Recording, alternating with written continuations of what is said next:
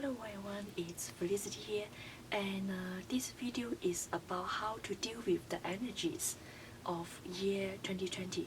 And after you know that a lot has been happened worldwide and at personal level, and so I'm trying to share with you the message or the advice that the universe or God has shared with me.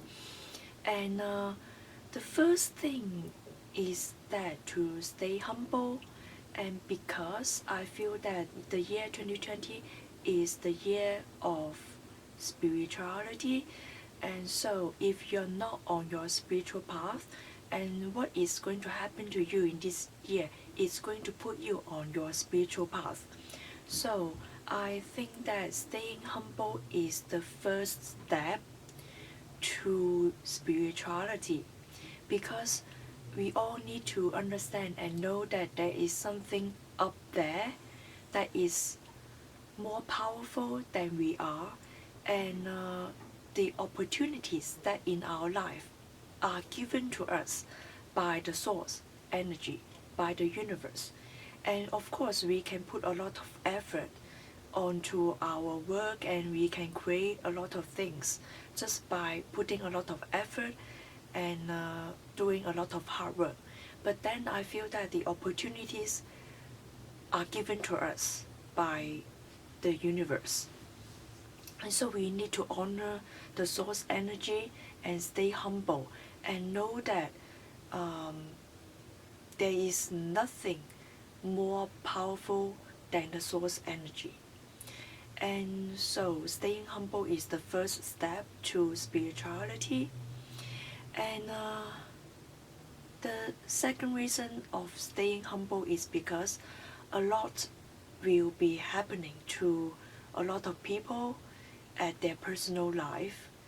And so we do not want to provoke other people's jealousy or anger. And you know, we are all human and we have our own emotions. So staying humble can create some kind of harmony between us and other people, especially when we are doing good, we are doing well, and we just be considerate and thoughtful and try to step into other people's shoes and understand how they are feeling. Because a lot, you know, this year's energy is going to bring a lot of transformation, transition at people's lives. And just because you're doing well doesn't mean that you need to show off. And there's no need to tell other people that you're doing well, because you are only responsible for yourself and for the source up there. And so try to stay low profile and low key, so that you are being considerate, you are being thoughtful as to show sympathy or empathy indirectly to the people who are transforming. Alright? So, and this is the first point. The second point is that to know your core. What do I mean to know your core is that you need to understand who you are at the deep core. And by understanding, that means that you need to observe yourself. And because when your core is very certain, when you are very certain about your core, no matter the situation, no matter where you are and who you are with, you will stay true to yourself. Just like, you know, from my own experience, the other day I met my friend, and the first sentence that she said to me is, "Oh, you haven't changed a bit." I was not understanding why she said that. And later on, I figured out that what she meant is that even though I had a good job change, I had enough means and resources to purchase luxury items, to purchase brand name items. I didn't change my outlook, or I didn't bring a lot of change to my clothing or I didn't purchase a lot of luxury items. And that brings me back, that make me think a lot. Should I buy luxury items just because I have improved a lot about my job situation and my finance? I feel that, okay, the answer is no. I do not need to purchase luxury items because even though my financial situation has changed a lot, it's not me to have to surround myself with a lot of luxury items, because that is not my core value. My core value is to value things that are of high quality and try to uh, find something that has a very reasonable price, and at the same time provide high quality things. That is my core value. And so the brand name items or those so-called luxury items do not represent my own value and do not resonate with my own core value, do not represent who I am inside. So this is what I mean the core value. The core value is like the tree trunk. The tree trunk always stay the same no matter what. And no matter whether it's winter or summer, whether it is full of leaves or with no leaves in the winter, the tree trunk will always remain the same. And with time and age, the tree trunk will increase the strength. And so this is like the nutrition to provide to the branches of the tree. So to understand your core value is very, very important this year. Or if you haven't found out your core value, this year is especially good for you to find out who you are and to find out your core value. But the person's core value will not change just because the outside environment change. So by understanding your core value, no matter how the situation where you are being put into and what kind of people that surround you, you will still stick to your core value, no matter whether you are rich or poor. But of course, with time and age, we will add something to our core value. Okay, and so this is the second point. And the third point is like not to succumb to the fear. Right now a lot of things, especially the media or a lot of things that are happening in our life, and China has the virus going on. It is spreading, but it doesn't mean that you need to live under the fear. And I remember that this is not the first time that the pandemic happened in China. In 2003, when I was having the university entrance exam, this kind of virus, this kind of pandemic broke out in year 2003. And so people have enough experience to deal with it. But right now it seems that a lot of people are living under the fear, maybe because of the development of the online the online resources, or maybe the development of technology, the development of the media. The media doesn't help at all when it comes to helping you to calm your fear. It will only increase your fear. So I feel that all we can do is to pay attention to our diet, to pay attention to our hygiene. For example, we have to wear the surgical mask when we are going out, and we need to keep our hands clean by washing our hands constantly, and also to keep our home, to keep our environment clean. And that's all we can do to protect ourselves. And the other part is really up to the universe and up to the energy. Okay, if you are living in fear, you need to find something to focus on.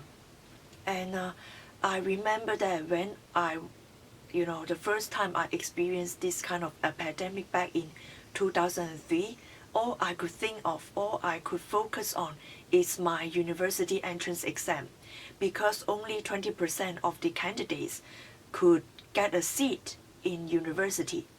So it's a very, very important exam for me, and it's the only way up, the only way to level up for me. And so I focus on the exam, I focus on my studies rather than put my energy to focus on the fear. And I didn't ask myself, what if this happened, what if that happened. All I understood was to focus on the exam, to do my best to face the exam, to do my best to face the things that at hand. So I lived at the moment instead of projecting a lot of fear in the present moment or in the future, because we cannot always predict the future. All we can do is to face what is at hand, what is in front of us at the present moment. So try not to succumb to fear. And if you are feeling fearful, try to find something that is more important than the virus itself. Okay? And at the same time, not to neglect your health, and try to eat healthy, sleep well, and have enough sleep.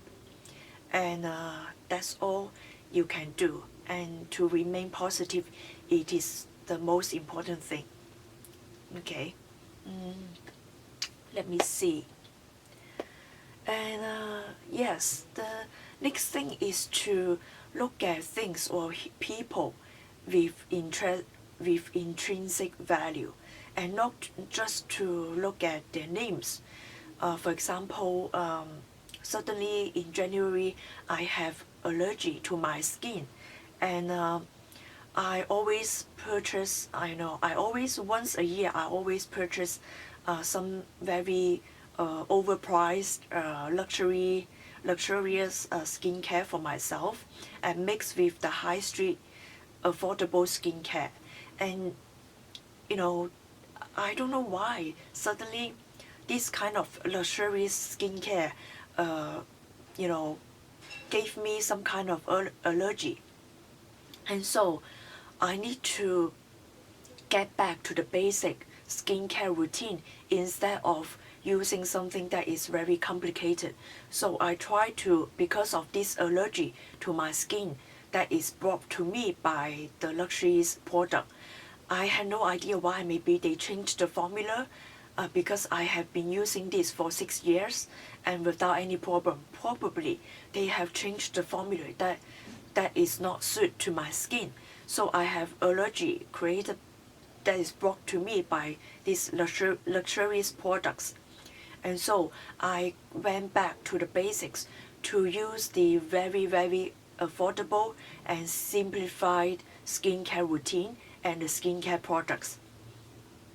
And this incident teach me that do not always look for the brand names.